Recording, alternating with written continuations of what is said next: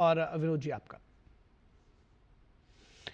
और अब बात करेंगे पंजाब के सियासत की, जहां एक बार फिर से भ्रष्टाचार की बू सामने आ रही है। पंजाब में नोटों की बारिश से उठा है सियासी बवंडर। जी, पंजाब की राजनीति में एक बार फिर नोटों की खनक ने सियासी तूफान खड़ा कर दिया है। मोहाली के खरड़ स्थित वेस्टर्न टावर्स की 9वीं मंजिल से जब ईडी के रेड के दौरान नोटों से भरे बैग नीचे फेंके गए और हवा में 500 रुपए के नोट उड़ते दिखे, सुबह सैर करने वाले निकले लोगों ने जमीन पर बिखरे 500 रुपए के नोट देखे, मानो किसी फिल्म का दृश्य वास्तविकता में बदल गया हो। ईडी ने मौके से लगभग 21 से 25 लाख रुपए नकद बरामद किए, जबकि एक अन्य बैग लेकर कथित तौर पर एक ड्राइवर फरार हो गया। यह दृश्य केवल एक छापेमारी की नहीं, बल्कि पंजाब की राजनीति में भ्रष्टाचार के बोलबाले पर उठते गंभीर सवालों की तस्वीर बन गया। विपक्ष इसे भ्रष्टाचार की उड़ती हुई परतें बता रहा है, जबकि आम आदमी पार्टी इसे राजनीतिक साजिश करार दे रही है। यह कार्रवाई कथित भूमि घोटाले, हवाला नेटवर्क और मनी लॉन्ड्रिंग से जुड़े मामलों में की गई, जिसमें कई बिल्डर और रियल एस्टेट कंपनियां जांच के घेरे में हैं।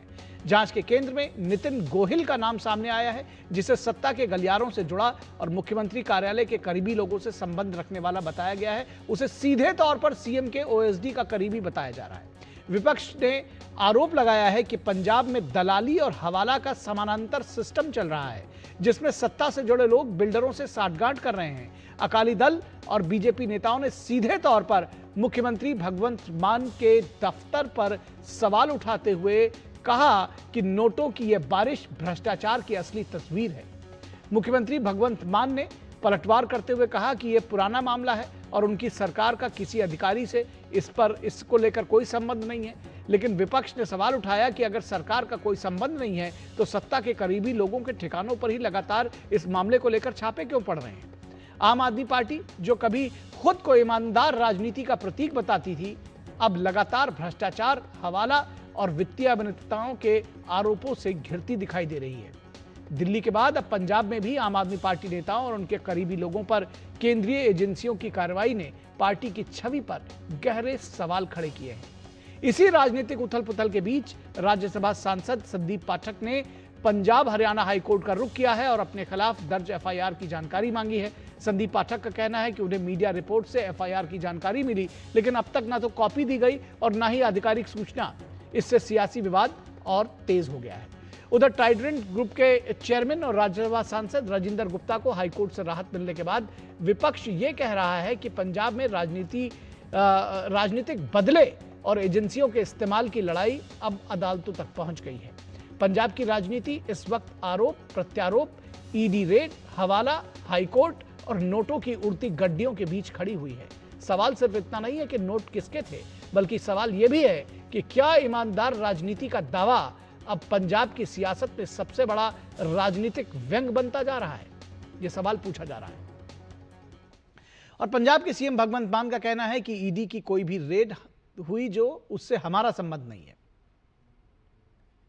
कोई जी साडे नाल कोई किसी दा संबंध नहीं, कोई ईडी दी रेड दा साडे नाल कोई संबंध नहीं। कोई किसी दी कोई पुरानी कंपनी दे सिलसिले च कोई आए हुए ने, वो जिथे मर्जी चेक कर सकते हैं। और बीजेपी नेता तरुण चुग का कहना है कि यह आम आदमी पार्टी की सरकार की जमीनी लूट का खुला सबूत है। ईडी ने अपने आधिकारिक बयान में सीधे पंजाब के आम आदमी पार्टी के एक वरिष्ठ नेता का नाम लिया।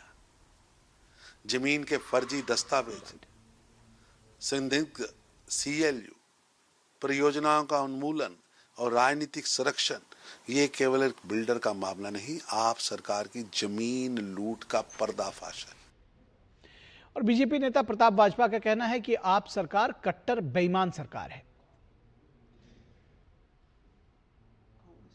ये जो बड़े पैमाने पर पंजाब की लूट हो रही है, इस लूट को रोकना जरूरी था और इनका पर्दाफाश करना जरूरी था। ये जो कट्टर ईमानदार कहते हैं, मैं पहले दिन से कहता रहा, ये कट्टर बेईमान लोग हैं। पंजाब के लोगों को बड़े पैमाने पर धोखा दिया। सेंट्रल एजेंसीज इसकी तहकीकात सही ढंग से करें और बहुत सारा पैसा फॉरेन कंट्रीज में, इसका ज्यादा पैसा आज ऑस्ट्रेलिया, न्यूजीलैंड, अमेरिका, कनाडा और जो यूरोपियन यूनियन है वो दुबई में लगा हुआ है। तो प्रताप, भाजपा को आपने सुना, ये कांग्रेस के नेता हैं, उन्होंने भी खुला आरोप लगाया कि ये कट्टर बेईमान है आम आदमी पार्टी के लिए। गुरमीत सिंह हमारे संवाददाता जालंधर से इस पूरी खबर पर बातचीत करने के लिए जुड़े हुए हैं। गुरमीत, किस तरह से तेजी से जो घटनाक्रम है वो बदला है और खासतौर पर एक बार फिर कटघरे में खड़ी हुई है आम आदमी पार्टी। सिर्फ ये जो भ्रष्टाचार के आरोप हैं, दिल्ली में सत्ता चली गई और पंजाब में ये आरोप एक बार और गहरा गया है। कैसे आम आदमी पार्टी अपने आप को अलग कर रही है इससे, जबकि जो ऑन द फेस रिकॉर्ड्स जिसको कहना चाहिए, वो एक बार फिर से उसको कटघरे में खड़ा कर रहे हैं। निखिल, इस बार कटघरे में कोई सियासी पार्टी नहीं खड़ा कर रही है। इस बार असल में ऐसा हुआ है, जैसे आप पहले बता चुके हैं कि ईडी की रेड पड़ती है कल सुबह तकरीबन 7 बजे मोहाली, खरड़ और तकरीबन 12 लोकेशंस के ऊपर, और उस में ये तस्वीरें सामने आती है कि नोटों की गड्डियां जो हैं सीधे तौर पर 2 बैग जो है एक फ्लैट से नीचे फेंक दिए गए। और ये फ्लैट वेस्टर्न टावर सोसाइटी के अंदर फ्लैट नंबर 906 जो कि 9वीं मंजिल पर था। जब ईडी की टीम वहां पर पहुंची, अंदर पहुंचने से पहले ही अंदर मौजूद लोगों ने 2 बैग नीचे फेंके, जिसमें तकरीबन बताए जा रहे हैं 21 लाख रुपए थे, यानी 500 रुपए की 42 गड्डियां थी। अब जो सुबह मॉर्निंग वॉक लोग कर रहे थे उन्होंने देख ली। उसके बाद ये सोशल मीडिया पर सब कुछ वायरल हुआ। उसके बाद ईडी का बाद में रिलीज भी आया, सरकार तक, सत्ता तक लोगों ने सवाल पूछने शुरू कर दिए। बेसिकली इसमें यह हुआ कि सनटेक सिटी नाम की एक सोसाइटी है, वो कंपनी है, सुरेश कुमार बजाज और अजय सहगल का नाम ईडी ने जो है उनके ठिकानों पर रेड किया। मामला सीएलयू से जुड़ा था कि सीएलयू जब आप करवा रहे हैं, एक तो आप उसके जो ओरिजिनल ऑनर हैं उन लोगों की कंसेंट सही मायने में नहीं ले रहे हैं, फर्जी हस्ताक्षर करवा के सीएलयू ले रहे हैं। और जो कंपनी लोगों को फ्लैट बेच रही थी, वो लोगों को फ्लैट ये कहकर बेच रही थी कि हमने सीएलयू करवा लिया है, मगर बाद में कंपनी के बारे में लोगों को पता चलता है कि सीएलयू हुआ ही नहीं था और फ्लैट बेच दिए गए। ऑल्टस बिल्डर के ऊपर यह आरोप लगा कि 150 करोड़ रुपए यूं ही जुटा लिए गए। तो वहां पर मोहिंदर सिंह के यहां भी रेड पड़ी। अब जो तीसरी कड़ी वो सबसे इंपॉर्टेंट है, वो है गौरव धीर की, जो कि ऑल्टस से ही जुड़ा हुआ है। गौरव धीर के यहां भी रेड पड़ी। गौरव धीर के साथ प्रितपाल सिंह ढींढसा, उसके यहां भी रेड पड़ी, और इसके साथ नितिन गोयल के यहां भी रेड पड़ी, जिनका नाम जो है काफी सुर्खियों में आ रहा है। अब होता यह है कि ये जो नोटों के बंडल हैं जो निकलकर सामने आ रहे हैं, नितिन गोयल के घर से निकलकर सामने आए, जो कि वेस्टर्न सोसाइटी में वहां पर वेस्टर्न टावर में रहते हैं। और जो प्रितपाल सिंह ढींढसा हैं, वो भी एक मिडलमैन के तौर पर जाने जाते हैं, और वो मुख्यमंत्री के जो ओएसडी हैं राजवीर घुम्मन, उसके करीबी माने जाते हैं। अब जब सुबह ईडी की रेड पड़ी, सोशल मीडिया पर खबर चली, मीडिया चैनल्स पर चली, उसके बाद मुख्यमंत्री पर जब वो प्रेस के सामने आए, उनसे सवाल किया गया, भाई आपका क्या संबंध है? तो वो भी आपने बाइट सुनवा दी कि उनका कोई संबंध नहीं है, ऐसा उन्होंने दावा किया।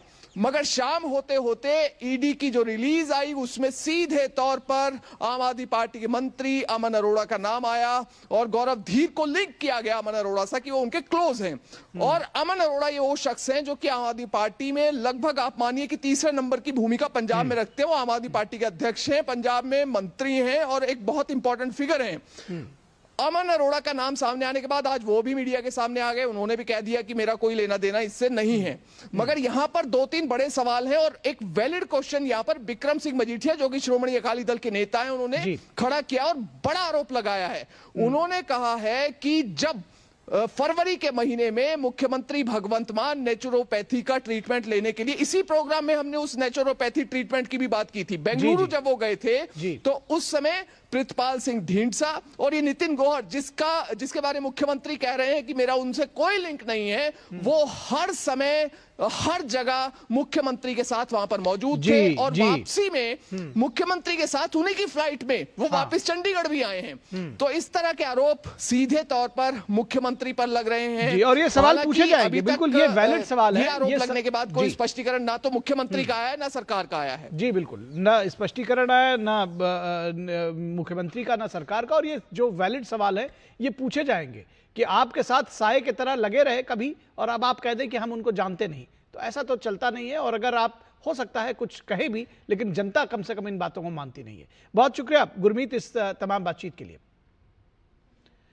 और रुकेंगे, और आपने देखा कि किस तरह से ये आम आदमी पार्टी के ऊपर जो एक बार फिर से भ्रष्टाचार का जो दाग लगा है पंजाब में, वो निश्चित तौर पर उनके लिए मुश्किल खड़ी कर सकता है, क्योंकि ये जो आरोप भ्रष्टाचार का है अब वो उनके ऊपर लगातार चस्पा होता जा रहा है, पहले दिल्ली और अब पंजाब।